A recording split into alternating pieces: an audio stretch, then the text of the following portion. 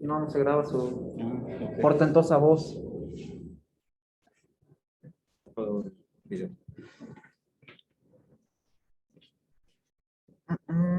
Ok, compartir pantalla. ¿Ya estás compartiendo, no, verdad? No. ¿Dónde tiene? Aquí está.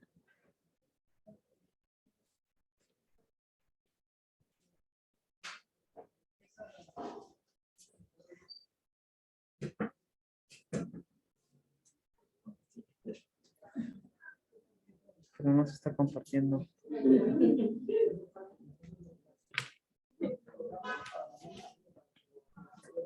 No vino Maribel, estoy recibiendo interconsultas, me conecto aquí. Pero creo que no se está compartiendo. Sí, sí. Ok. Sí se está compartiendo, maestro Monti. Leslie, no seas mal, cierra la.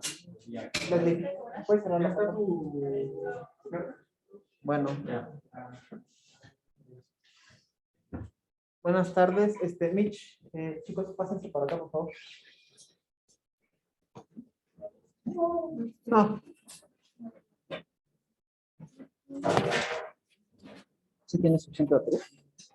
Sí. Bueno,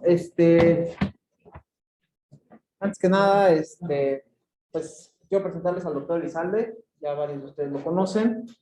El doctor Elizalde, bueno, antes que un gran médico y un gran profesional, es un muy buen amigo mío. Tengo el gusto de conocerlo desde hace ya más de 10 años. El doctor César Iván Elizalde Barrera es médico internista por la UNAM. Él es egresado del Hospital de Ticomán. Es doctor en ciencias por el CINVESTAB. Es médico, bueno, es profesor de pregrado y de posgrado de la UNAM y es investigador nivel 1 del Sistema Nacional de Investigadores. Él es el profesor encargado de la ciencia de medicina interna de la subsede del Centro Médico del Hospital General Zona 30, donde tengo el gusto de ser compañero del doctor. Y para mí siempre es un gusto presentarlo. El doctor Elizalde ya tiene rato que colabora con nosotros. Tenemos múltiples rubros en los cuales nosotros colaboramos y él nos apoya en todo lo que es investigación, enseñanza. Él tiene una plática muy bien armada sobre lo que es el diagnóstico en general en medicina y en particular en la especialidad de medicina interna. Y siempre para nosotros es un gusto que gente como él nos vengan a apoyar en las pláticas. Y bueno, pues sin más, los dejo con el doctor. Gracias, doctor.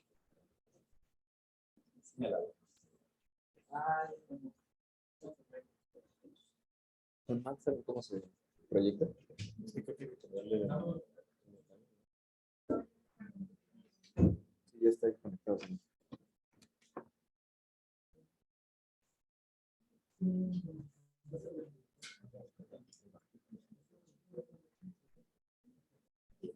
Nada más, a ver si.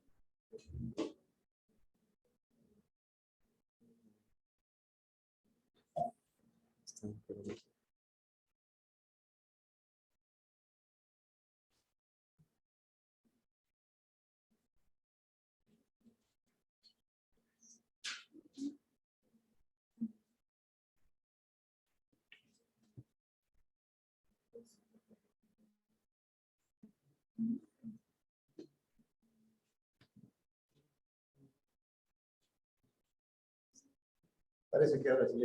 Bueno, pues muy buenas tardes a todos. Le agradezco al doctor Luis Montiel por brindarme la oportunidad de volver a darles esta plática. Efectivamente, estamos en la representación número 15, tal vez, de esta plática que originalmente fue diseñada para alumnos de pregrado. Y nació de la necesidad de tratar de unificar un poco la manera en la que abordan un paciente, ¿no? Yo sé que todos vienen de buenas universidades, que les enseñaron clínica propedéutica, pero bueno, en particular hay que afinar algunos detalles en relación a cómo abordamos a los pacientes en medicina interna, ¿no? Es una plática diseñada para un R1, efectivamente. Entonces, Tiene para pasarla yo. sí.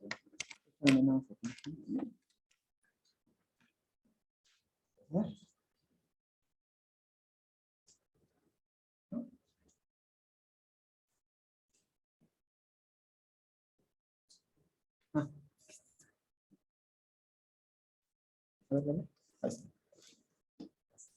Gracias. Entonces, les decía, es una plática diseñada para residentes de primer año, con el entusiasmo de llegar a la residencia y toda esta situación. Y bueno, aborda situaciones que a mí me hubiera gustado que me platicaran, ¿no? Cuando estaba yo en el R1. Los compañeros que ya la vieron, pues ya la vieron, no hagan spoilers. Y además, pues es la digievolución, ¿no? Generalmente va cambiando con el tiempo, dependiendo de las necesidades. No me considero un excelente diagnosticador, claro, pero tengo la suficiente experiencia en el ejercicio de la medicina para apoyarlos con las cosas que yo he vivido y hacerles un poco más fácil el camino, ¿no? De hecho, ustedes que tienen el privilegio de estar en un centro médico nacional y que reciben casos complicados de otros lugares y que aquí los abordan, seguramente van a ser mejores que yo. Nada más que tengan cuidado con el sesgo de anclaje, ¿no? De estar acostumbrados a ver cosas muy raras, ¿no? Bien, vamos a empezar. Por favor, ¿nos puedes leer? Claro. Y no debes comprender eso solo con los ojos, o solo con las manos, o con el resto de los sentidos, como hacen los empíricos, sino que te debes esforzar por acercarte a la propia esencia de los hechos y descubrirla con exactitud, sin conformarte con los síntomas que se muestran a nuestra percepción, lo que definen y describen los empíricos como síndrome, pues es así como consideran que debe nombrarse el artículo de síntomas que suceden en el lugar que está doliendo. Galeno. Galeno, padre de la medicina moderna, no de la medicina en general, pero sí de la medicina moderna. Con este postulado, Galeno hace un salto muy importante en la historia de la medicina, porque él habla de que debemos descubrir con exactitud la naturaleza, la etiología, se vislumbraba aquí de manera un poco primitiva, pero lo que era la etiología de una enfermedad.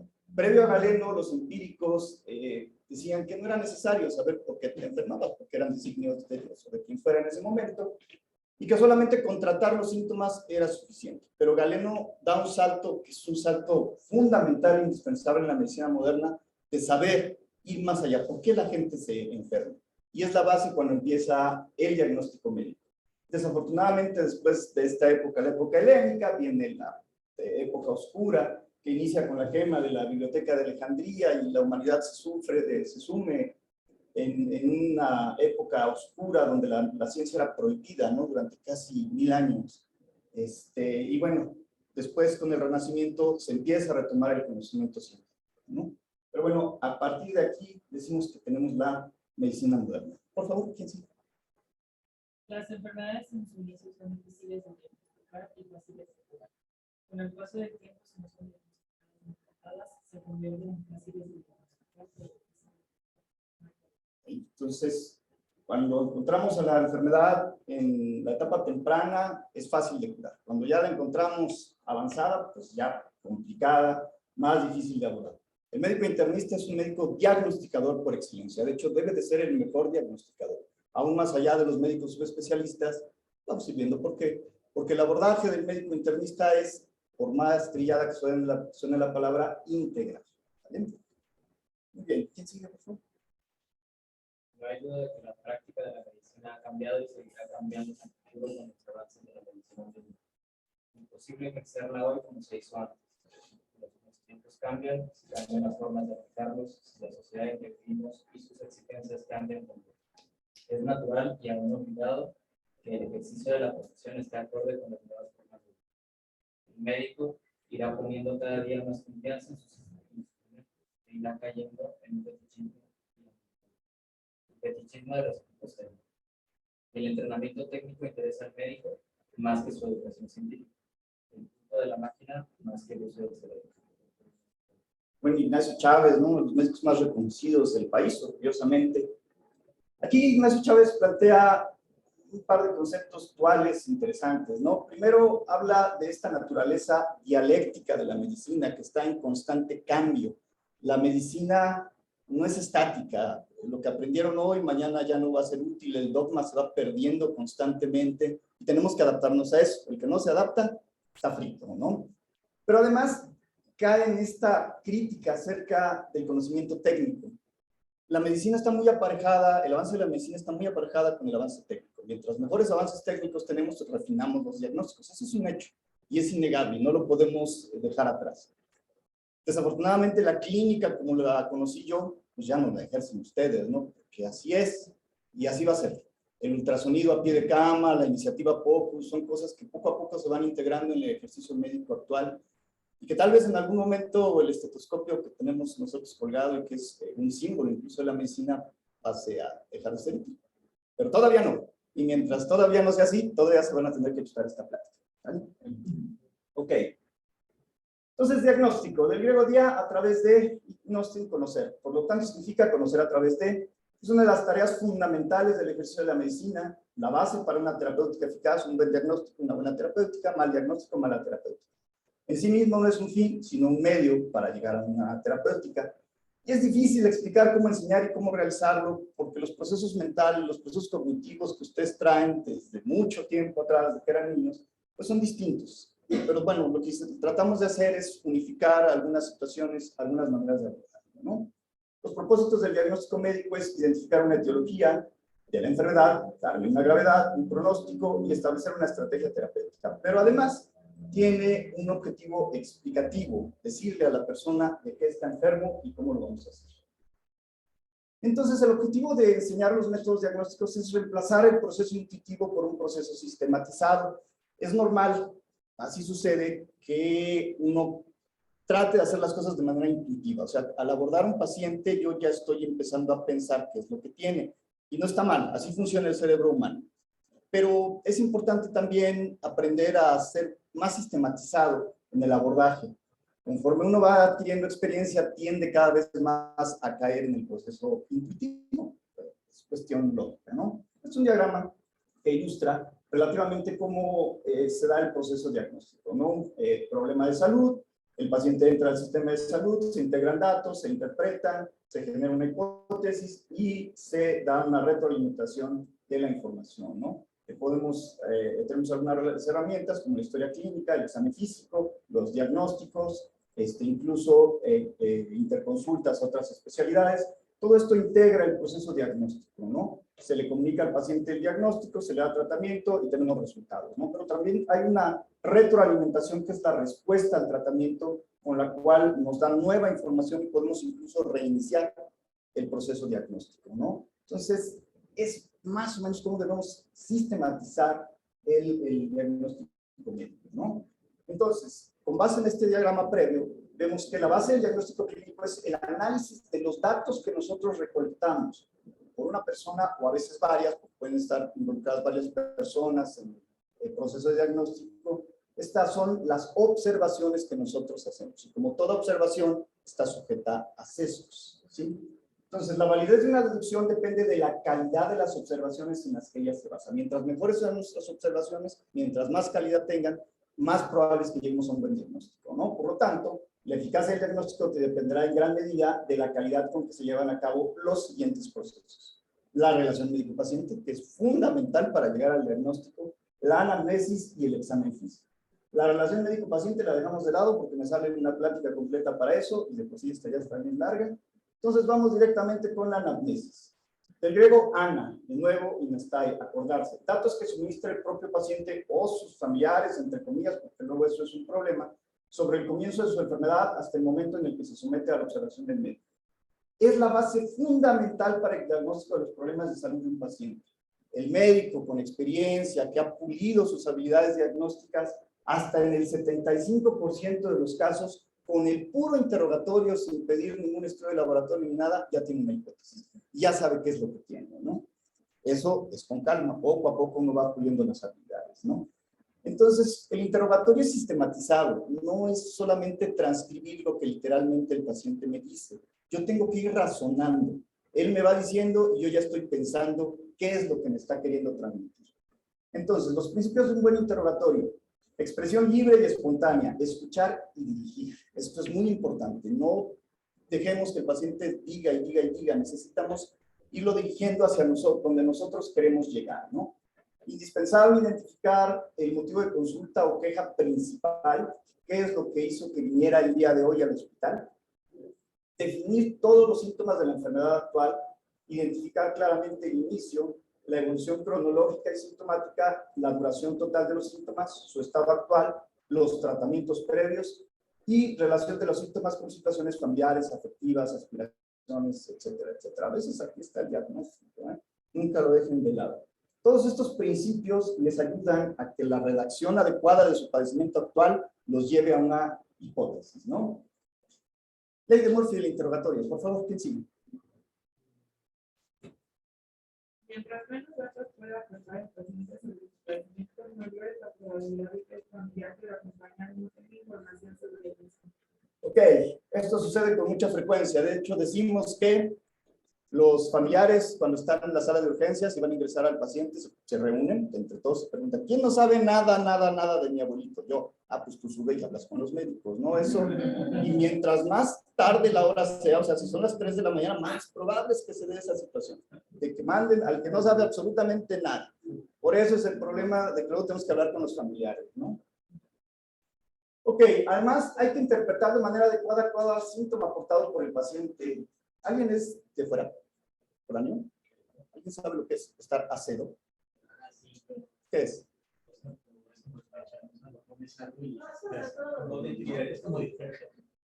¿Sabes? ¿No? Yo nunca le he entendido esa cosa y cada quien en cada estado la define de manera distinta, ¿no? Entonces, luego así llegan los pacientes: estoy a cero, doctor. ¿No? Entonces, por ejemplo, existen varios términos coloquiales ambiguos o vagos, ¿no? Pero yo tengo que estar cierto qué es lo que el paciente me quiere decir. Y el más clásico es el mareo. Doctor, estoy mareado. Ok, pero el mareo puede ser vértigo, síncope, presíncope, ataxia, la tensión de la marcha, hay una larga lista de etcétera, ¿no? Entonces, a la hora de que yo estoy interrogando y recabando mi información, tengo que estar claro de qué es ese mareo o eso que me quiere decir el paciente, ¿no? El baile, el sofoncio, la sofocación, la chiripiolca, etcétera, etcétera, ¿no? Entonces, veamos que el interrogatorio es dirigido. El objetivo de llevar a cabo un interrogatorio dirigido es generar una hipótesis. Yo voy a acabar en una hipótesis desde mi interrogatorio. Desde mi interrogatorio del paciente ya estoy planteando qué es lo que voy a hacer. ¿Cómo llego a esa hipótesis? Porque tampoco es tan fácil. Con una probabilidad preprueba. Al empezar a interrogar, yo ya estoy generando una hipótesis. ¿Qué es dirigir? Pues dirigir mis preguntas específicas hacia información adicional que me va a incrementar o me va a disminuir esa primera impresión, esa primera probabilidad de hipótesis que estoy generando, ¿no? Descarto, confirmo o creo que requiero información adicional. Continúo con el interrogatorio.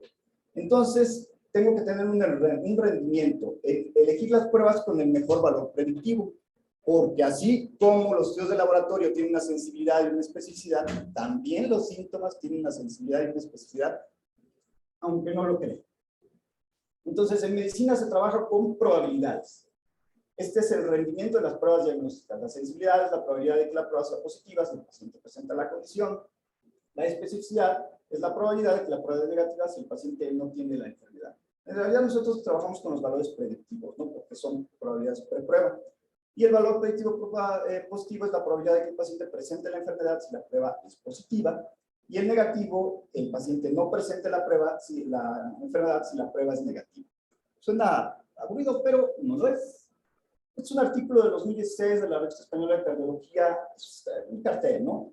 Donde se plantean los investigadores cómo hacer el diagnóstico de insuficiencia cardíaca en el servicio de urgencias. Es necesario un cambio de paradigma diagnóstico. ¿Y qué concluyen ellos? Que la disnea, evidentemente, es el síntoma más sensible. Es decir, Si una persona tiene insuficiencia cardíaca, lo más probable es que su síntoma con el que se presente sea disnea. Eso es lo más probable, pero es el menos específico. ¿Eso qué quiere decir? Que si tiene disnea, no necesariamente va a tener insuficiencia cardíaca. Puede tener una gran cantidad de diagnósticos diferenciales. Entonces, si me llega un paciente a urgencias y me dice que tiene disnea, puede ser que mi primera probabilidad diagnóstica sea insuficiencia cardíaca. Depende de sus antecedentes, ¿no? Por eso interrogar los antecedentes. Pero, si yo le interrogo la disnea paroxística nocturna, este es un síntoma específico. Quiere decir que si el sujeto tiene disnea y además tiene disnea paroxística nocturna, la probabilidad de que tenga insuficiencia cardíaca se me reduce. ¿Sí? Ya estoy casi seguro de que el diagnóstico es insuficiencia cardíaca, pero es el menos sencillo. O sea, que si no tiene disnea paroxística nocturna, eso no quiere decir que no tenga insuficiencia cardíaca. Tengo que continuar con el interrogatorio. ¿Sí? ¿Me agarran la onda? Disnea, ok, disnea paroxística nocturna, ¿sí? Insuficiencia cardíaca, casi estoy seguro, 90% de probabilidad de que sea eso. ¿No? Ok, le interrogo síntomas adicionales, ortopnea, tos nocturna, bla, bla, bla.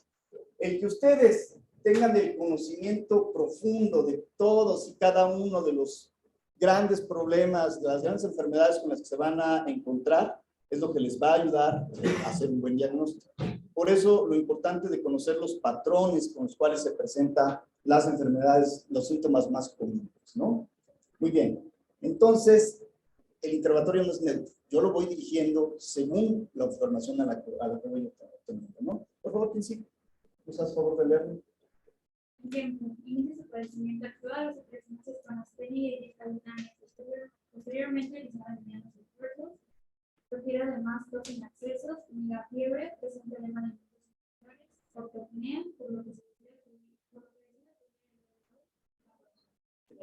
Todo el mundo tiene astenia y digitalidad cuando se enferma, no sé por qué ponen todos astenia y digitalidad. Teníamos unas internas que eran astenia y digitalidad. Ok, ¿qué opinan de esto? Lo que estábamos platicando. ¿Cumple con lo que estamos hablando?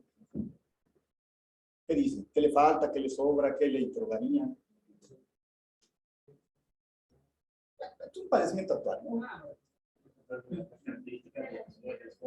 Por ejemplo, de entrada, ¿no?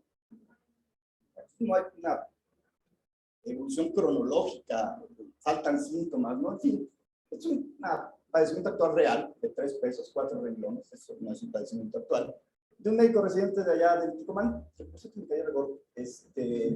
Entonces, pues bueno, al leerle el padecimiento actual, pues no, este no es un padecimiento actual, ¿no? Afortunadamente estaba de guardia, tenía guardia un R4, bueno, y pues bueno, le dijimos, tiene disnea y tiene ortopnea, parece insuficiencia cardíaca, ¿no? Pero eso no le deja contento a nadie, ¿no? Entonces, ¿cuándo inició la disnea? ¿Quién sabe, no? La intensidad, su evolución, su estado actual, síntomas asociados a la disnea más específica, más específicos, otros síntomas presentes, síntomas negativos para excluir diagnósticos diferenciales, y además no se integra de manera adecuada un síndrome, ¿no? Entonces, lo volvieron a interrogar, y bueno, surgió esto, ¿no? ¿Quién sigue, por favor? ¿Nos hace favor de leerlo? No todos nomás. El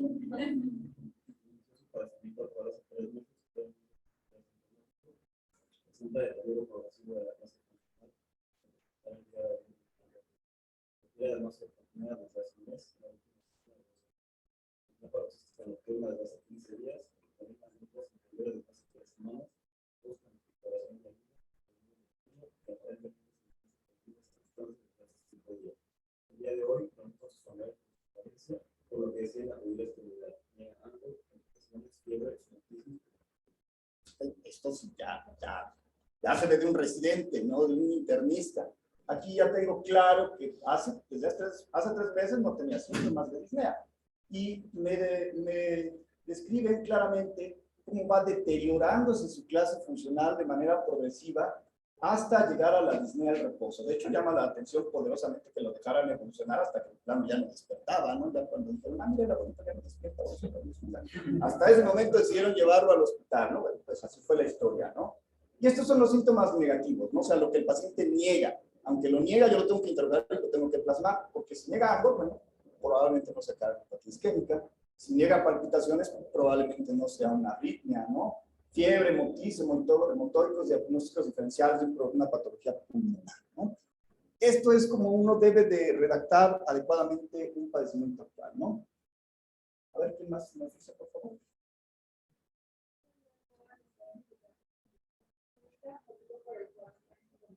Ahí está. Este sí fue de 2 pesos, el padecimiento actual, ¿no? Es el padecimiento actual de urgencia. Así está neto. Yo lo copié tal cual estaba en la hoja de urgencias. ¿Qué tiene? ¿Quién sabe? ¿Qué les gustaría saber? Está sólidos, a líquidos, progresiva, aunque se súbita, ¿no? Pero bueno, síntomas asociados, si es de fase faríngea, si es de fase esofágica, o sea, todo un mundo de cosas que alguien debió haber interrogado, pero pues no, así pues bien. Bueno, exploración física orientada a las 3 esferas, cardiopulmonar y la tercera. O sea, ¿qué onda, no? Reflejo, no, nada. Diagnóstico probable candidez esofágica, es la cosa de medicina interna para realizar endoscopía. Lo triste de esto es que el médico que lo recibe en medicina interna compra el diagnóstico, quién sabe, pero solicita la endoscopía. Este caso es uno de tantos que me han ocurrido y que tiene que ver mucho con la serendipia, pero bueno, la suerte también acompaña al internista que está ahí para recibirla, ¿no? ¿Qué tenía el compa? Un síndrome de Wallenberg. Hipoalgesia, termalgesia, parecía velo para ti. ¿Cómo supimos que tenía síndrome de Wallenberg? Estaba yo leyendo el caso clínico, estaba leyendo la historia en el expediente, y llega su familiar para preguntarme de su paciente, pero además me dice que ahora que lo iba a meter a bañar, él al sentir el agua, no sentía el agua caliente. Entonces, está caliente, lo que él dice que no, que la siente fría. La fría se que tiene, Wallenberg, fácil, ¿no? Pues ya la conjunción de los síntomas ya me llevó al diagnóstico, ¿no? Pero evidentemente esto, además de estar terriblemente mal, pues es lo que nos lleva a las demandas, ¿no? Porque bueno, aquí sí tiene razón el paciente, en el sentido de que pues, no hay absolutamente nada de cómo diagnosticar, ¿no? ¿Quién sigue? Por favor. Medicinas en libros, ahora ya no es desconocido. Pero el que estudia medicinas en pacientes no va a hablar de ¿Saben quién es William Bosa?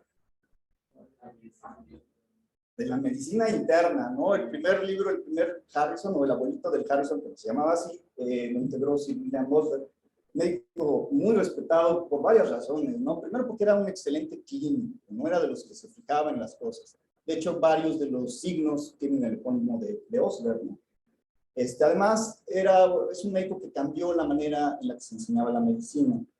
Antes, la medicina se enseñaba en grandes auditorios, con un presentador que hablaba y hablaba por horas, se aburría. Pero Osler decía que eso no servía, ¿no? Que tenía que cambiarse la medicina al estudiante pasando visita, no con el paciente. Y además era un médico muy humano. Por favor, todos deben de leer, un día que no tenga nada que hacer, por lo menos el discurso Aconamitas. Es un discurso básico para todo médico y para todo médico internista en particular. Ahora que no tenga nada que hacer, vean la bibliografía de William Bosa. Entonces, ya hablamos de la anamnesis, vamos a hablar de un buen examen físico, ¿no? Orden. El examen físico debe llevar orden. Si el procedimiento del examen no es sistemático, es fácil omitir detalles. Hay que examinar cada sistema por separado y efectuar bien cada maniobra. Y hay que leerlas de manera como están descritas originalmente, ¿no? Descripción minuciosa de cada signo encontrado y hay que respetar el pudor del paciente. Siempre hay que avisarle que se le va a revisar, ¿no? Y además, como en el anamnesis, el examen físico no es neutro, va guiado por la anamnesis. Yo ya lo interrogué, ya más o menos sé qué tiene, entonces voy a buscar signos específicos, maniobras específicas, ¿no? Lo que no se busca no se encuentra, el que no sabe lo que busca no entiende lo que encuentra. Y no solamente es la técnica la que determina el éxito para detectar signos, sino una mente preparada para percatarse de ellos. ¿Cómo evitar el sesgo en el examen físico? Muchas veces, de hecho ya es cada vez más común, dicen, ¿para qué lo reviso si le voy a pedir un ataque? ¿No? Pero bueno, todavía es un ejercicio que en realidad deben de hacer, y deben de hacerlo con calma, porque si no se hace con calma, se cae en el sesgo. Primero, yo debo estar claro cómo es el signo, cómo se hace, cómo se busca.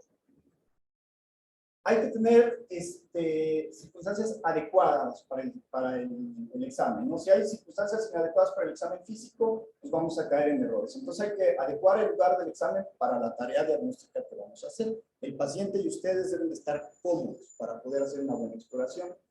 El uso incorrecto de los instrumentos diagnósticos, está prohibido buscar los reflejos de estiramiento muscular con la campana del estetoscopio, ¿no? Hay que traer el martillito de reflejos. Utilizar auxiliares técnicos apropiados. Una comunicación inadecuada entre el paciente y el médico. Hay que explicarle, decirle claramente qué es lo que queremos, qué es lo que vamos a hacer y qué es lo que queremos que él responda, ¿no? Entonces hay que explicar claramente las maniobras al paciente a realizar y hay que tenerle paciencia, ¿no? Hay que estar cierto de que él entiende lo que vamos a hacer. ¿Quién sigue, por favor? La medicina ha hablado de la fama y no de la clase. No de las concepciones de enfermedades, de palabras, dudas, en el salón, clase o no, morir de vida. Ven y luego razone y compare pero Todos nos salimos todos del salón de clase, ¿no? No, pero bueno, era lo que les comentaba de William Osler. Él clamaba porque el estudiante va a aprender medicina al lado del paciente. Quienes realmente les van a enseñar medicina son sus pacientes. Muy bien, principios del razonamiento diagnóstico. Yo ya interrogué, ya hice mi exploración física. ¿Qué puedo hacer? Esta es la manera exhaustiva por la cual se supone que se debe hacer el proceso diagnóstico. Aunque, como les comento, es común que se den algunos saltos heurísticos, ¿no? Hacer un resumen objetivo del caso, ordenar la información, jerarquizar los síntomas y signos de acuerdo con su sensibilidad, especificidad, valor predictivo, importancia relativa en la fisiopatología, gravedad, etcétera, etcétera, ¿no? Se agrupan los signos y síntomas encontrados. Es importante no hipertrofiar el diagnóstico con síndromes artificiales, ir del síntoma y signo al síndrome, la nosología y la etiología. Y tener una visión holística, evitando el reduccionismo. A veces esta visión holística nos da el diagnóstico, para ver algunos ejemplos. Una manera tradicional clásica de abordar a un paciente es hacer síndromes, ¿no? Asociación de síntomas y signos. Síndrome viene de la palabra griega síndrome, simultaneidad. Trastornos caracterizados por series similares de síntomas y signos, y etiológicamente no es específico, es decir, hay enfermedades que se presentan por síndromes similares, ¿no? O iguales incluso, pero nos reduce la ruta de abordaje. No identifica la etiología, pero disminuye las probabilidades diagnósticas y además define una estrategia a seguir, ¿no?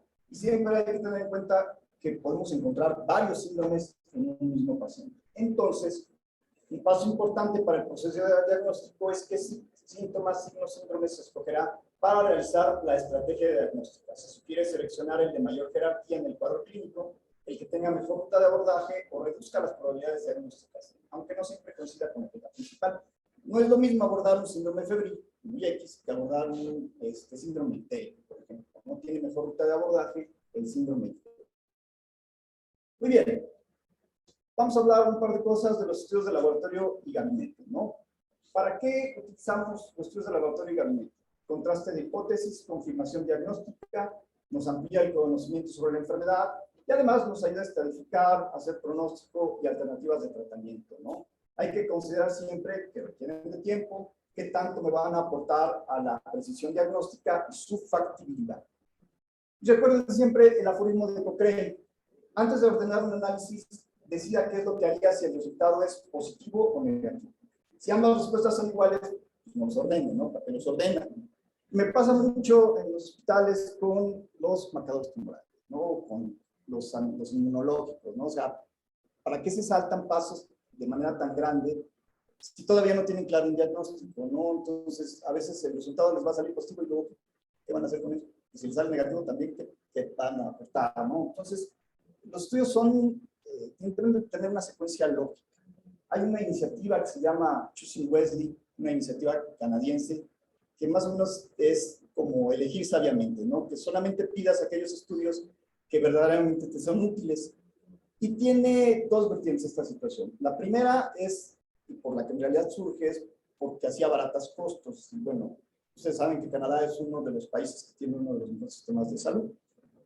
¿Por qué? Porque son muy prácticos a la hora de organizarse, ¿no? Y la segunda es que desafortunadamente hay entre las personas una percepción equivocada de que el médico es bueno, chido, porque pide un chorro de estudios de laboratorio, ¿no? Es que el médico sí me pidió de todo, ¿no? Y luego así llega la gente. Pídame estudios de todo, pero no es así. O sea, ustedes son los médicos, ustedes deciden cuáles son los estudios verdaderamente útiles, ¿no? Entonces, algunas reflexiones sobre los estudios de laboratorio. La selección correcta, estamos hablando, guiados por la clínica, solamente los que son útiles, solo los necesarios, los que pueden cambiar nuestra conducta o alterar significativamente las prioridades diagnósticas. Si no es así, no hay que solicitarlos. Tiene que seguir una secuencia lógica, de lo simple a lo complejo, del estudio más sencillo hasta el más complejo. Hay que pensar en los riesgos para el paciente, informarle al examen que se va a hacer y cuáles son los riesgos, ¿no? Siempre obtener el consentimiento en estos tiempos toledanos. Sobre todo es muy importante el conocimiento del paciente y de los familiares. Hay que evitar la iatrogenia, saber interpretarlos para que pido estudios si no los sé interpretar, integrarlos críticamente a la clínica si de verdad aportan a la clínica algo y cuál es su relación con el cuadro clínico. Y esto es muy importante, aportar datos clínicos e interconsultar con los especialistas que realizan pruebas y exámenes. Hay que bajar con el de rayos X, comentar el caso, preguntarle qué opina. Esa retroalimentación, aparte de que va a dar una buena relación con sus compañeros de trabajo, les va a ayudar a que sea más sencillo el proceso de diagnóstico. Siempre consideren que la incertidumbre existe en todas las investigaciones del laboratorio. Siempre hay cierto grado de incertidumbre. Puede haber falsos positivos, falsos negativos, ¿no? Dale, ¿quién sigue? Por favor, ¿quién nos hace paso? El principio de parcimonia. Según el cual, cuando se ofrecen sus aplicaciones para la en otras palabras,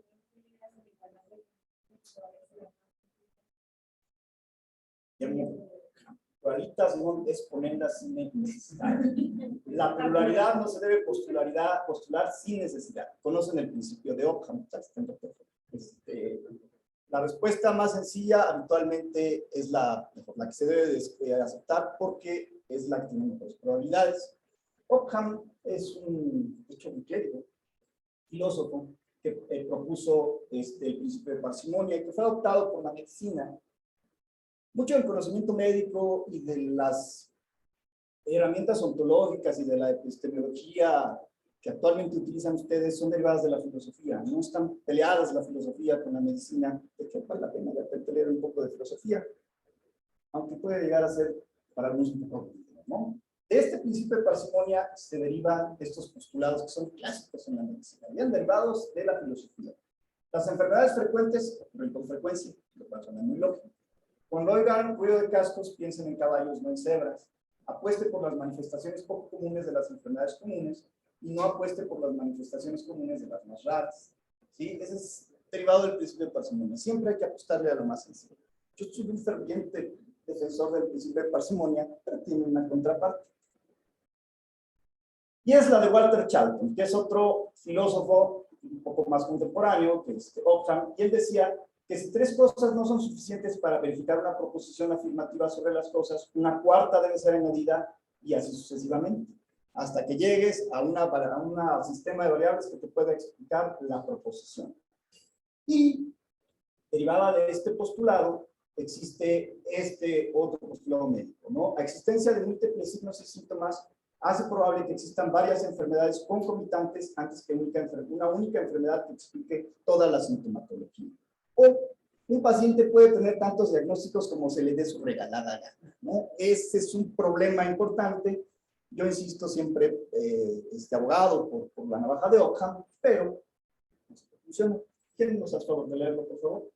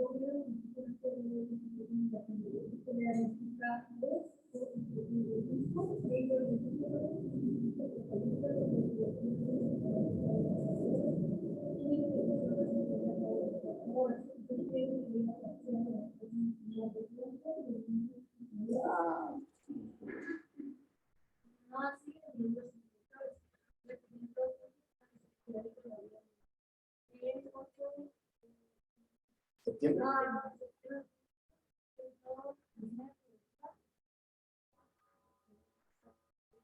Me reservo.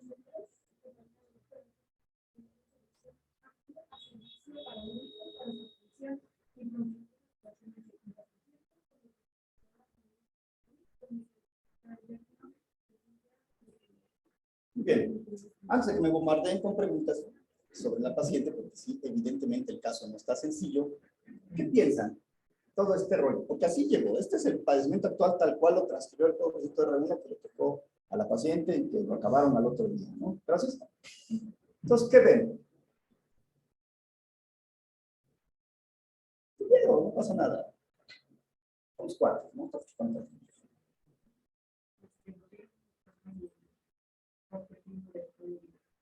Su padecimiento actual empieza meses antes, ¿no? Parestesias sensoriales de distribución simétrica. Parece un problema neurológico, ¿no? Tiene pocos antecedentes, ¿no? Preinfarto, así tipo, ¿no? La sintesis de preinfarto. Hace 7 años. ¿Pero qué fue preinfarto? Doctores, fue lo que me dijeron los doctores.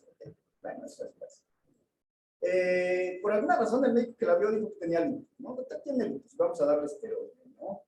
Y además tiene este problema de disnea, ¿no? Progresiva, etcétera, etcétera. Entonces, pues como que estas dos cosas no cuadraban, ¿no? Estaba sencillo. Pero bueno, su padecimiento actual y la razón por la cual la regresaron con nosotros, pues es porque tenía estas alteraciones neurológicas, ¿no? Y así como tal nos la mandan a nosotros. No tiene COVID, entonces ahí se le quedan ustedes y a ver qué hacen, ¿no? Afortunadamente, durante su estancia en el hospital, pues se fue armando ya un cuadro clínico más objetivo, ¿no? La cosa es que el primer día presentó un cuadro de psicosis que se consideró por esteroides. Así lo pusieron, psicosis. El pobrecito era uno que le estaba haciendo el ingreso, se le psicotizó, la señora, así decía. Empezó a gritar, decía que la tenía secuestrada, etcétera, etcétera. Un cuadro de delirio, ¿no? Pero bueno, finalmente se consideró que tenía una psicosis por esteroides, se le suspendieron los esteroides y al otro día ya estaba con el, ¿no? Esta fue la clave más importante, ¿no? Se documentó fenómeno de Raynaud durante su estancia hospitalaria. Un R3, si mal no recuerdo, esos chamacos que les gusta ver a los pacientes, tiene una cosa rara ahí en los dedos. Bueno, ya con el fenómeno de Raynaud es un dato pivote, ¿no? Ese sí ya es más fácil de abordar. Pero aún así, o sea, el hecho de que tenga fenómeno de Raynaud, si ustedes tienen un paciente con fenómeno de Raynaud, la enfermedad inmunológica más probable que tenga o que desarrolle con el paso del tiempo es esclerosis, ¿no? Pero no necesariamente debe ser así, y aún así como que no cuadraba la situación neurológica, ¿no? Con la paciente. Entonces hizo el ataque de tórax, tenía neumonía de focos múltiples, o sea, si tenía una neumonía, eso se le atribuyó la desaturación de hipoxemia, fermento pleural bilateral, cambios degenerativos en la columna torácica, dorsal y lumbar. Tiene cambios degenerativos, a lo mejor por ahí está el rollo de las alteraciones neurológicas, ¿no?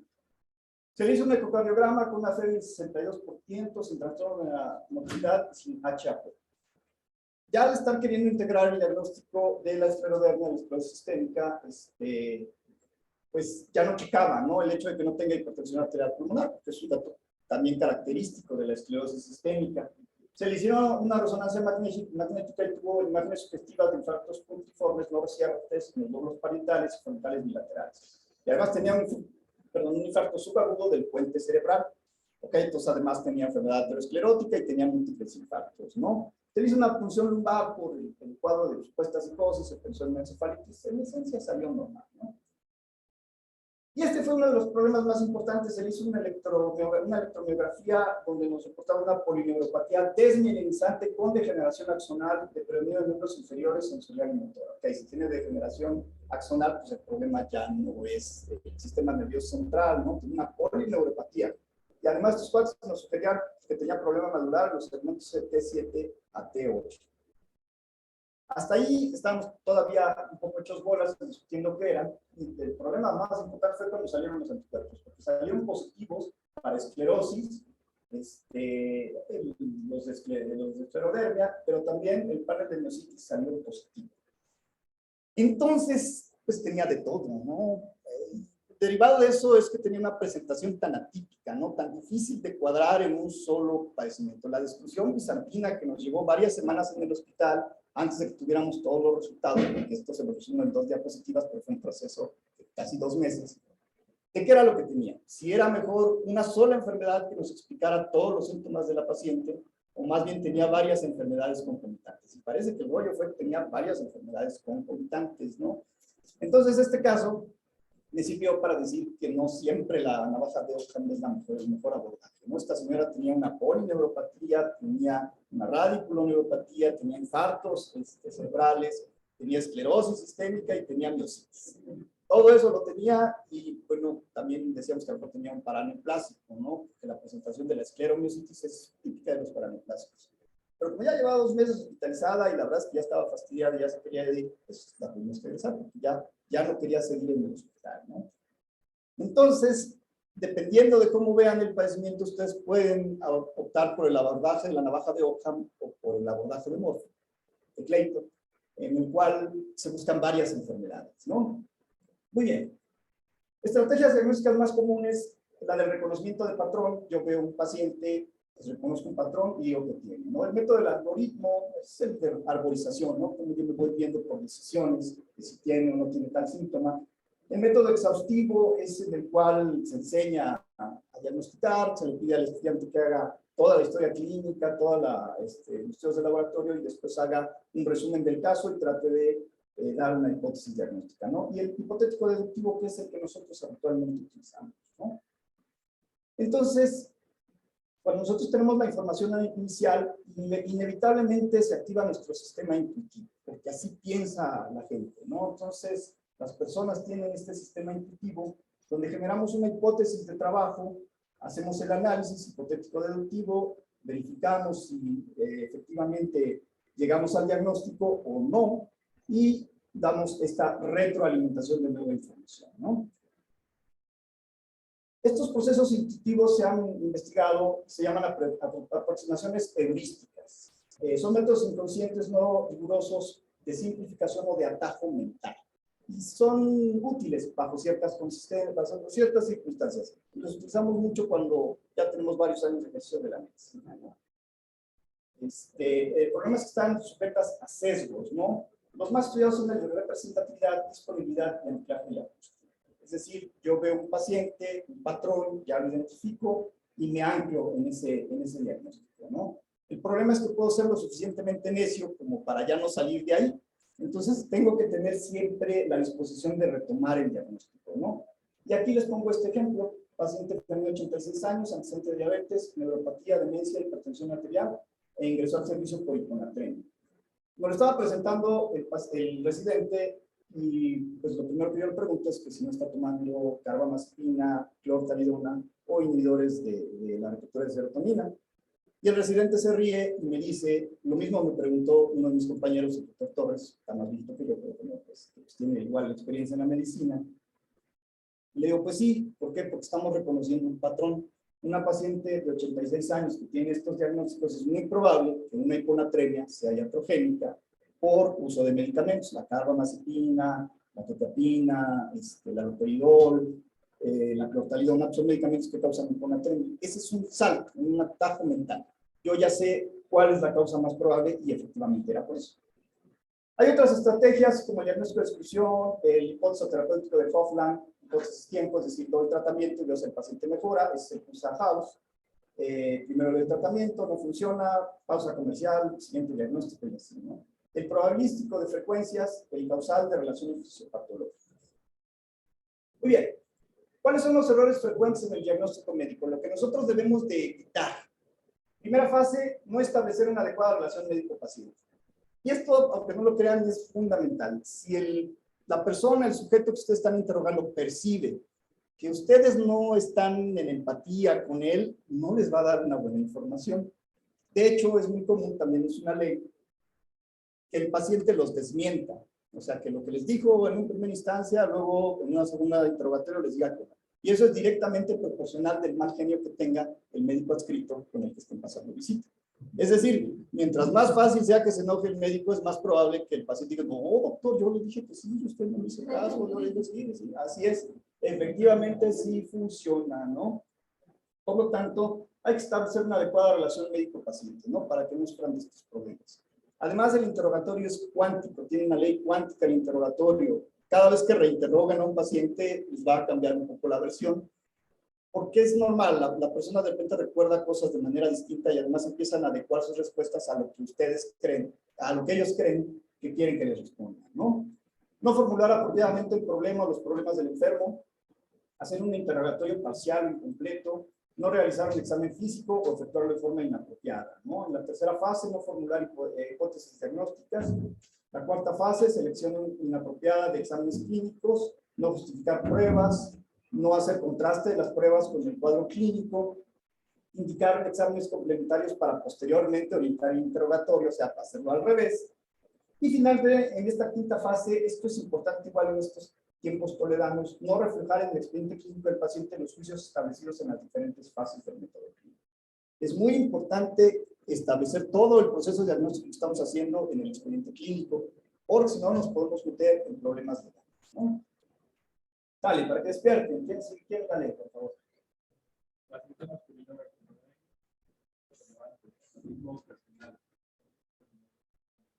Trabajo como mesero. No tienen presentes quirúrgicos, no se conoce con previamente sano.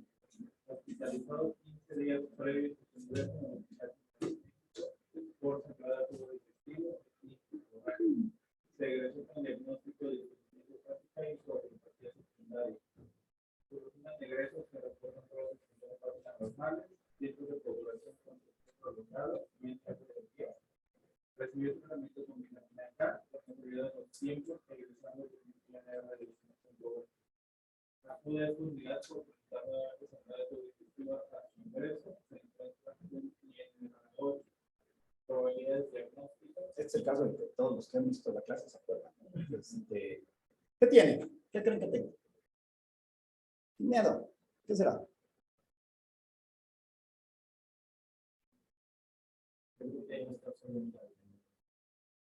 Bueno.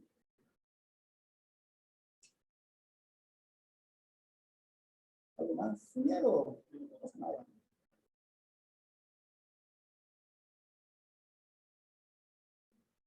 ¿Qué será? Están pasando visita y les preguntan, ¿qué hay que tiene su paciente? ¿Qué le responden? ¿Qué le dicen?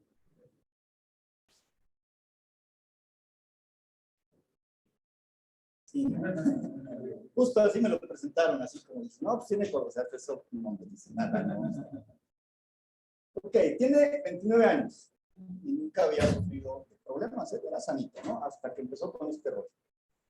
No tiene una coagulopatía primaria, eso a todos nos queda claro, ¿no? Este es un trastorno adquirido, secundario, algo le pasó que empezó con este problema.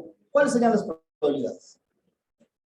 Algo que le pudiera haber causado este INR8, porque las pruebas de función hepática están normales, de hecho tiene un ultrasonido que reporta el grado de lección de esta cosa, ¿no? Pero sus pruebas de función hepática están normales.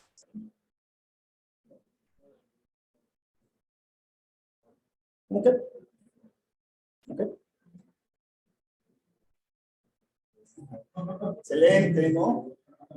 Estaba en el Hospital General de México, ¿no? Y ahí dijeron, tienes cirrosis hepática, dale ya. Ok, entonces estamos pasando la visita justo en esta, así como estamos ahorita, exactamente igual. ¿Qué tiene tu paciente? Pues coagulopatía, eso no me dice nada, o sea, ¿qué tiene? Pues no sé, bueno, que vamos, empezamos con ese mismo razonamiento, pues a lo mejor él es mesero, ¿no? Hay veneno para rata que es supermarino, ¿no? No le han preguntado si lo usan en su... Cuando le digo eso, el cuate salta en su cama y se me queda viendo, ¿no?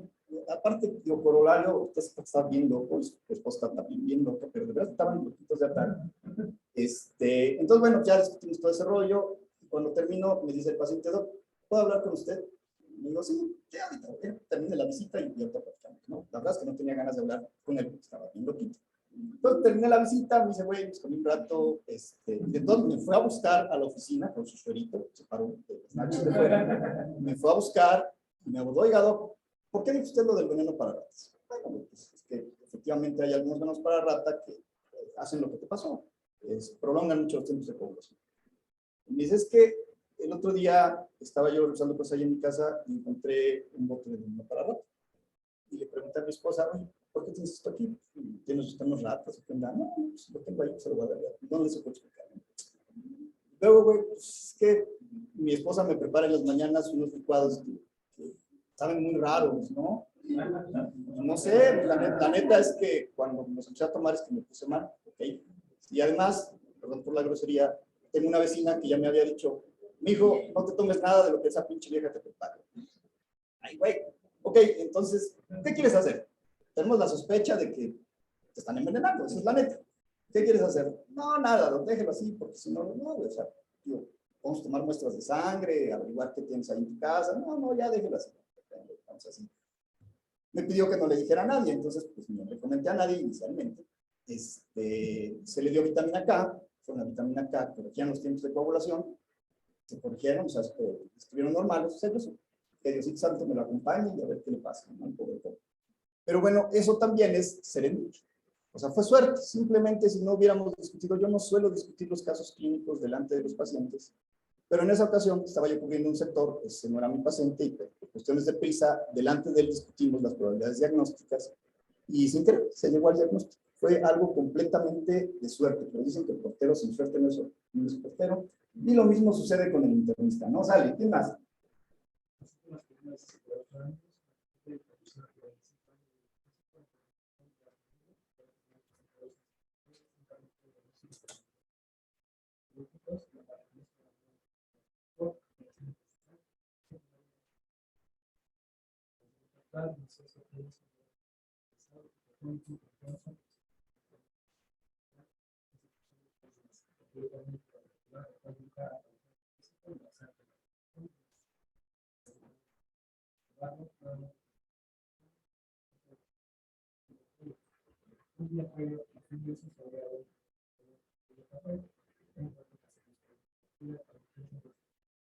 ¿Qué tendrá?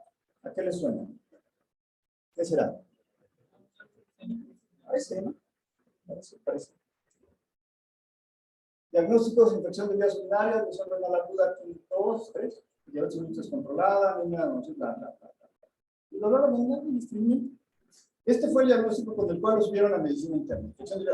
Hay hasta memes, ¿no? De urgencias, de que todos nos suben con diagnóstico de infección de vías urinarias, ¿no? O sea, lo grave del caso es que este diagnóstico es el que retoma el médico residente que ingresa al paciente. Entonces, será mío, ¿no? Y todo lo demás, o sea, te está describiendo un cuadro abdominal. ¿Qué pasó con todo lo demás que te describió? ¿No? Pues es que ese era el diagnóstico que yo. Sí tenía un examen de orina chilero, ¿no? Lo suficientemente chilero como para decir que tenía enfermedades urinarias y que ingresa en medicina interna. Aquí tuvimos un problema con el paciente porque hay que reconocer que él no quería estar internado, ¿no? Desde que ingresó a medicina interna estaba pidiendo su alta, que no quería estar. Malamente se egresó, sin continuar con el abordaje diagnóstico, ¿no? Tuvimos que hacer un colon-torinema, ¿no? Tal vez una colonoscopía, a ver qué pasa, ¿no? ¿Qué sucedió? Pues que después viene la queja, que afortunadamente nada más fue queja, no pasó a demanda, porque si hubiera sido demanda nos gana. ¿Y qué fue lo que pasó? Pues que se puso muy mal y lo llevaron a otro hospital donde le hicieron una LAPO por sospecha de abdomen agudo y tenía una neoplasia de origen gástrico, invasora, todo el abdomen invadido, etcétera, etcétera. La queja de los familiares era que ¿por qué no le habían dicho eso que tenía cuando estuvo en medicina interna? ¿Por qué no se le dijo? Porque se ingresó con un diagnóstico totalmente errado, ¿no? O sea, si captan la terrible, lamentable disociación entre la redacción del padecimiento actual y el diagnóstico en el que se aterrizó. Esos errores son los que hay que evitar, ¿no? Porque además nos pueden llevar a esto. Afortunadamente no pasó en la queja, pero llegó hasta este error, ¿no? ¿Quién sigue? Paciente con peligro de 38 años, enviados con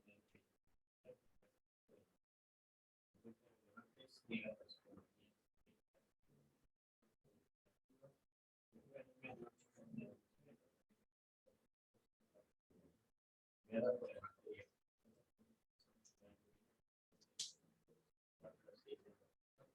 Sí, lo que sí.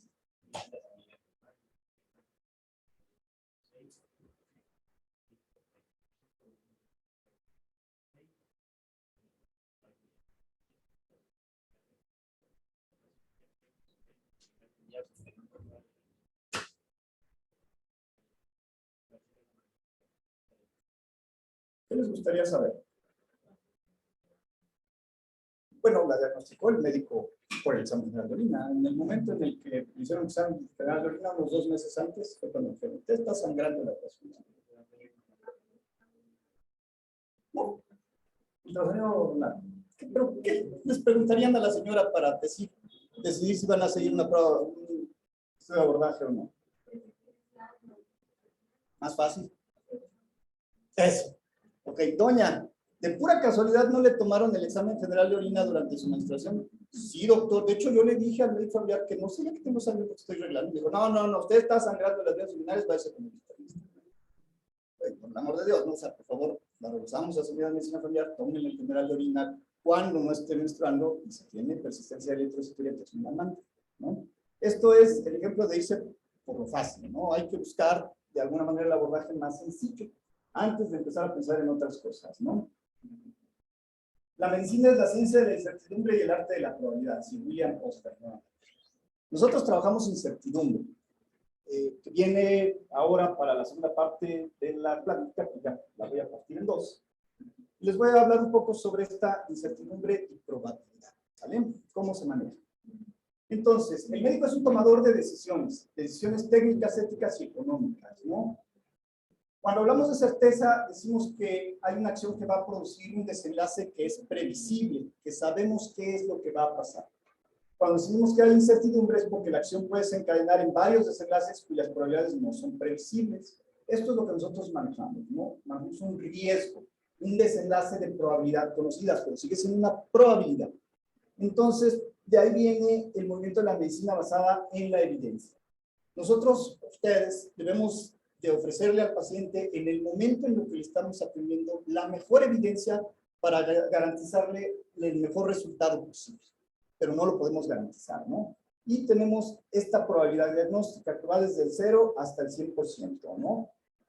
Si estamos cerca del 0, pues no hay que tratarlo, ¿no? Hay que refinar el proceso diagnóstico, la probabilidad diagnóstica. Si estamos cerca del 100%, podemos iniciar un diagnóstico, un tratamiento empírico, ¿no? Ese es un umbral de decisión para empezarlo a tratar. Entonces, ¿cómo manejamos la incertidumbre? Consideramos estos niveles de certeza, ¿no? Siempre se maneja una probabilidad diagnóstica, no podemos garantizar.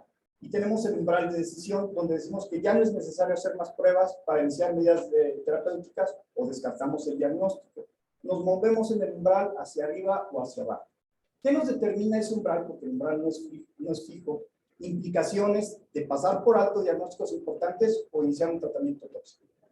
¿Cómo ilustramos esto? Si yo tengo un paciente donde tengo los suficientes datos para decir que tiene un choque séptico, pero no tengo el foco identificado, pues no importa, le voy a iniciar tratamiento antibiótico de amplio espectro. ¿Por qué? Porque si no se lo inicio y efectivamente tiene choque séptico, las probabilidades de que se me deteriore son bastante altas. Y además, si elijo bien los antibióticos, los ajusto, las probabilidades de que sufra algún daño por los antibióticos no van a ser altas, ¿no?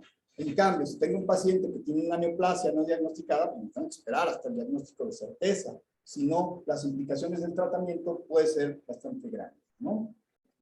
Entonces, son las variables que determinan el umbral terapéutico. La naturaleza de la enfermedad, su gravedad, el tratamiento, las interacciones con otros tratamientos, el riesgo, el beneficio, y también el paciente, ¿no? Su edad, su estado funcional, sus expectativas, deseos, temores, prejuicios, competencia para hacerse cargo del tratamiento y compromiso con el mismo, y sus comorbilidades. Esta parte a veces es dejada pasada por alto, ¿no? Pero es sumamente importante, como lo van a ver ahora. Dale, ¿quién dice yo?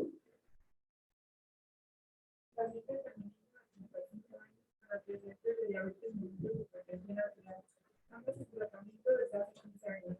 Una documentada enfermedad renal crónica desde hace 2 años. Su última creatinina de hace 2 meses se reporta en 2.5 miligramos.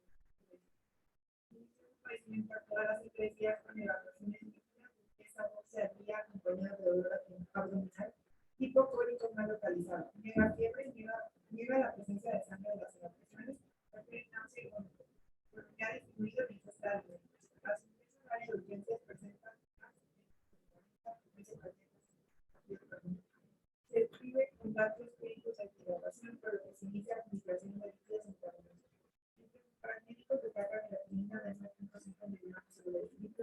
emplea de 256 miligramos de densidad. Gasometría arterial con pH de 7.22 y carbonato de 2. Al momento de la entrevista ya no presenta diarrea, se sienten vitales anormales, tolera la gravedad y en términos generales requiere sentirse bien. Durante la evaluación inicial a la paciente y los familiares se les ofreció tratamiento sustitutivo de la función renal de manera urgente. ¿Qué conducta seguir? Y el problema era que cuando me dieron el informe en urgencias, los familiares le dijeron que ya se tenía que realizar ya ahorita, si no se iba a morir. No murió, estudió medicina interna. Entonces, cuando tuvimos contacto con los familiares, pues preguntaban, ¿no? ¿Qué onda? ¿Cuándo lo van a realizar? Porque nos dijeron que si no se realizaba, se iba a morir. Entonces, ¿qué hacen? ¿Qué conducta seguir? ¿Qué harían ustedes? Sin miedo. ¿Qué será? Ya está hidratada. Cuando llegó a medicina interna ya estaba bien hidratada, ¿no? Ya estaba con parámetros hemodinámicos normales, ya no se veía deshidratada clínicamente. ¿Qué más? ¿Pero qué hacer? ¿La dializan o no la dializan? ¿Por? Tiene una lesión renal aguda, ¿no? O sea, tenía creatinina de 2.5. Ahorita tiene 9.5, pero tipo desencadenantes, ¿no? ¿Por qué dializarlo? Entonces no la dializamos. 100% seguros de que va a recuperar la función renal. 100% seguros de que no va a recuperar la función renal. Ok, esa es la incertidumbre. Ese precisamente es el punto. Nosotros manejamos una incertidumbre. ¿Ustedes le pueden decir a sus familiares que no va a recuperar función renal y que hay que dializarla? Le pueden decir que sí va a recuperar función renal y que no es necesario realizarla. ¿Qué les dicen entonces? Ese es el problema. Estos son los dilemas éticos. Pero hay algo adicional. ¿No les interesa saber qué quiere la señora? Ella no se quiere dializar. Ella dice, no, de esa cosa uno se muere, ¿no? O sea, además tiene 85 años, ¿no? Entonces, ¿qué hacer? ¿Cómo manejar esta situación? Es complicado, no es complejo. Tratemos de reducir la incertidumbre. ¿Cómo la reducimos? Bueno, entrada, la señora tiene 85 años. Tiene la función renal residual disminuida. Y tiene enfermedad renal crónica. Entonces, la probabilidad de que recupere función renal es menor. Y probablemente sea menor comparada con la probabilidad de que sí recupere función renal. A su favor tiene, pues, que tiene una lesión renal aguda, ¿no? Tuvo 3 días, o sea, no fue mucho tiempo, y que se le hidrató. Entonces, podría decirse a los familiares que hay que esperar un poco de tiempo para que se mejore la función renal, por lo menos son 3 meses estrictamente hablando, y tratar de diferir la diálisis, ¿no? Sin embargo, desafortunadamente en este caso en particular fue tanta la presión de los familiares sobre los médicos y sobre la señora en particular que finalmente se empezó a dializar. La realidad es que la diálisis no jaló bien, ese es un problema también importante, está bien demostrado que la diálisis en el paciente adulto mayor muchas veces no ofrece mayores beneficios, ¿no? O sea, les da igual con o sin diálisis. Y además, una de las cuestiones importantes de la diálisis es que el paciente debe estar comprometido con la diálisis, debe estar convencido de que le va a funcionar, porque debe tener cierto grado de autocuidado. Entonces el catéter disfuncionó, hizo delirium, se le recambió el catéter, no iba a funcionar, toda una serie de situaciones ahí catastróficas que finalmente se egresó con el catéter disfuncional y se citó para la recolocación. La verdad es que ya después ya no sé qué pasó de ella, pero bueno, lo que les quiero ilustrar con esto es este problema de la incertidumbre, ¿no? De que no puede uno asegurar 100% resultados. ¿Sale? ¿Quién sigue, por favor?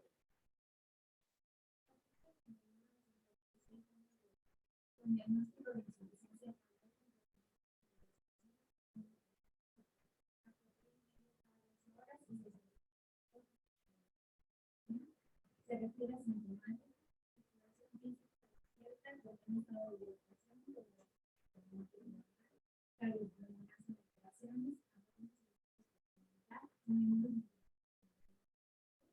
laboratorio normal, plan, Es una nota de seguimiento de la consulta externa de protocolo de Comán. Era yo R3 y bueno, de repente me da estoy a la consulta, no, y me encontré con esta nota. Obviamente la nota es mala, ¿no? Eso ya lo sé. Pero ¿qué le ven? ¿Qué les llama la atención aquí?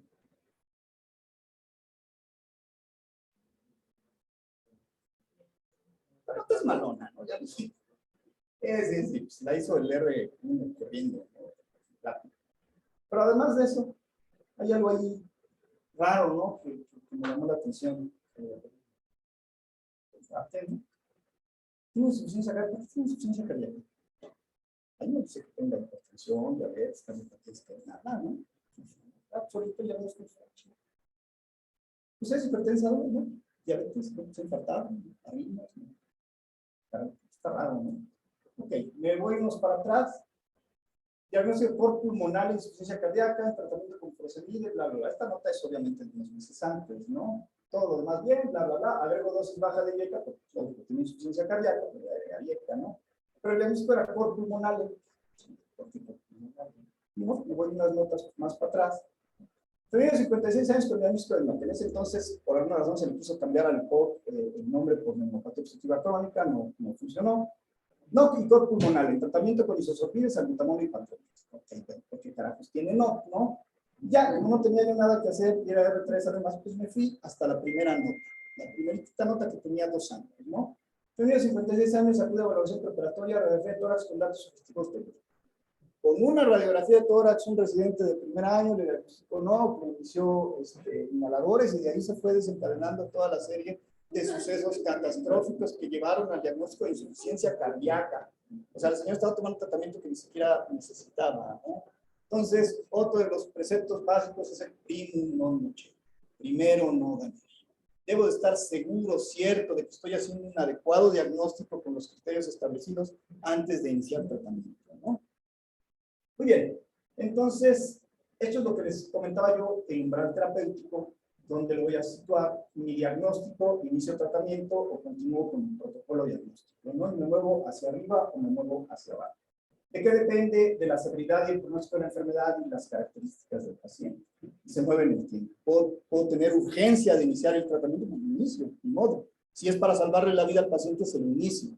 Si no tengo urgencia del tiempo, pues me voy con calma, ¿no? Me puedo mover hacia arriba para iniciar el tratamiento o hacia abajo para no iniciarlo, ¿no? Siempre tomando en cuenta de que voy a manejar cierto grado de incertidumbre. Nunca estoy 100% seguro de que las cosas me van a salir bien. Sí. Muy bien, entonces pues, le agradezco al doctor Montiel por permitirme hablar con ustedes. Comentarios al margen, hablen con sus pacientes, platiquen con ellos. No pierdan esa parte humana de la medicina, ¿no? Aprendan de las personas que ejercen así. Y ejerzan la medicina interna con alegría, ¿no? Siéntanse orgullosos de ser internistas. La medicina interna, se demostró en la pandemia, es la especialidad más noble, ¿no? Ya no somos más chingones. Entonces, ejerzan la medicina con alegría, ¿no? Qué huevas llegar al hospital y estar con jetas, ¿no? ¿No? Afortunadamente, me precio de ser amigo del doctor Esmonte y poder decir que en 10 años que llevamos trabajando hemos hecho un excelente equipo, ¿no? Nosotros llegamos al hospital con gusto, ¿no? De llegar a cotorrear, trabajar, compartir casos, etc.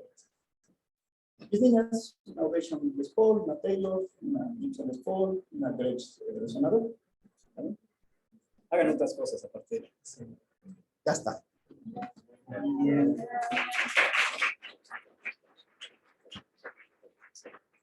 Pues, doctor, muchas gracias por la plática, como siempre es un gusto escucharlo. Y bueno, dentro de lo curioso o lo anecdótico de los casos, está la trascendencia de la plática. Suena muy padre, ¿no? Muy chistoso, y nos reímos de muchas cosas aquí, pero estoy seguro que mucha gente pasó aceite de los que estaban implicados en esa gente. Presidentes, asistentes, pacientes.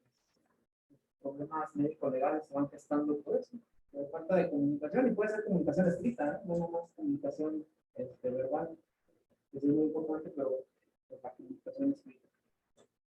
Siempre hay que tener en cuenta que lo más importante es,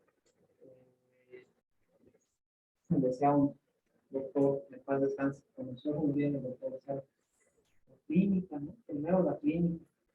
Y sí es importante, es muy importante que nosotros vayamos de la mano y seamos congruentes, ¿no? Cuando hablamos en las clases de investigación, si el título tiene congruencia con las preguntas de investigación, con los objetivos. Lo mismo ocurre en la medicina, en el día a día, en el ejercicio de la medicina. Tu padecimiento actual tiene congruencia con la situación física, y tus estudios de laboratorio tienen congruencia. Muy importante un apartado que dijo el doctor, que El que no sabe qué esperar con un estudio de diagnóstico, pues no va a saber interpretar los resultados, ¿no? Eso es lo malo de querer pedir, sin tener una idea hacia dónde vamos. Después nos van a salir resultados alterados y no vamos a saber cómo interpretar esos resultados, ¿no? No vamos a poder encasillarlos en alguna enfermedad, en alguna patología. Y recordar siempre que el concepto de normalidad es un concepto subjetivo. Para mí es normal, para otros pueden ser. Y los resultados de los laboratorios, etcétera, todo lo que nosotros hemos concebido o preconcebido como normal, resultó de una serie de estudios que se repiten bajo unos mismos resultados, y eso se consideró por alguien como normal. Pero no forzosamente tienen que ser la razón. Los criterios diagnósticos de diabetes, cómo han cambiado con el tiempo, cómo ha cambiado el valor de glucosa normal. Ahorita hablamos de que una glucosa normal por debajo de 100, ¿no? Hace 25 años era normal tener abajo de 110. Entonces, vamos cambiando. No nos podemos casar con el siempre que se viene diciendo. El doctor, como un buen aficionado a la música, a Batman, tristemente a los Steelers. Muchas gracias, doctor, por la plática. Unos avisos parroquiales antes de despedirnos. ¿Quién tiene guardia hoy? Okay. Hoy va a llegar el primer paciente VIP del servicio, el que les va a tocar. Se va a hospitalizar la doctora Hierro, la jefa de servicio de dermatología. Parece que trae un EPOC exacerbado. Ella tiene EPOC. Y recientemente tuvo una neumonía y tuvo COVID. Entonces hay que estar muy pendientes ahí, lo que se ofrezca. Nada, estaban cuidado con los residentes de derma. Usualmente los residentes del servicio, del cual el médico es el paciente, se ven muy tentados a hacer ajustes a los tratamientos pensando en el bienestar del paciente. Entonces las indicaciones corren a cargo de ustedes y de los médicos adscritos de medicina interna. Siempre con mucho respeto y y con buen trato. Si vienen a preguntar, coméntenles en qué condición está la doctora y todo, pero hasta ahí, ¿de acuerdo? El acceso al expediente, pues ellos tienen acceso al expediente desde donde quieran, entonces pues, también no hay problema por eso. Pero sí, por favor, para que estén ahí pendientes. Ahorita hablo con Ernesto, que Ernesto es el residente, ¿no? De R2 de Guadalajara. Bien. Segundo, bueno, cuando vean a su residencia R2, recuerden que tienen que ir por sus calificaciones, por favor. Luego, esta semana iré llamando a los R1 para hacerles una pequeña entrevista ahí en la oficina, ¿de acuerdo? De a poquito los voy a ir llamando. No se sorprendan. Bueno, ¿Mande? bueno. ¿Quién pregunta? Todo es subjetivo. ¿Y qué otra cosa? Ya todos están inscritos, ¿no? Pues, Pues, no, solo entregamos papeles, pero Hay que estar pendientes de eso. Tú no te vas a poner. No, todavía. No, tú te vas a escribir hasta noviembre. Mañana a las 7 de la mañana no va a haber clase con el doctor Merino, porque tiene que colocar una TAVI. Entonces revisamos el caso clínico. ya no se va a hacer a las 7 de la noche. No, ya no. Mejor mañana a las 7 de la Pero mañana. traer la presentación. Sí, se trae su presentación, 5 minutos, ¿eh? Entonces hacemos un PowerPoint. Sí, o en un rotafolio, lo que quieras. O sea, es informal, como tú quieras. Pero, sí, ¿por qué no? Es una cartulina, no importa. Pero 5 minutos, ¿eh? El que se pase, tabla. ¿Perdón? Sí, pero yo creo que sí es importante basarnos en algo para tener los puntos, ¿no? Le iba a contar algo. ¿Mandé? 5 minutos para como seguido. Termina una, otra. Se lo mandamos Ah, pues pregúntenle a René si está en condiciones de integrar todo. Dejen descansar. No se acuerde que Sí. Si no, Ah, bueno, mira, Diana ya se ofreció para que ella recopile las presentaciones. O sea, puede ser una diapo, ¿no? O sea, tampoco es así como que una clase, ¿no? O sea, 5 minutos la revisión, el algoritmo del tema que quedamos para discutir el tema. Paco está de vacaciones, ¿verdad? Ay, le va a tocar. ¿Por qué no me dijo? Ah. ¿Y por qué no me dijo a mí? Pues al que no habla, ahora por güey le toca.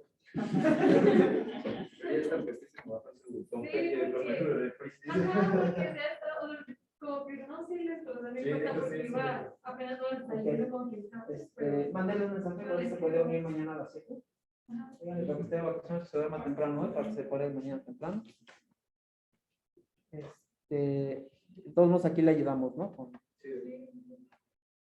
A tomar nota. Bien. Creo que nada más. ¿Algo más? Bueno, muy bien. Sandra, hay que ir al oftalmólogo. Ah, sí. Me regreso. No, pues. Está cañón, no podías ver a 4 metros de distancia.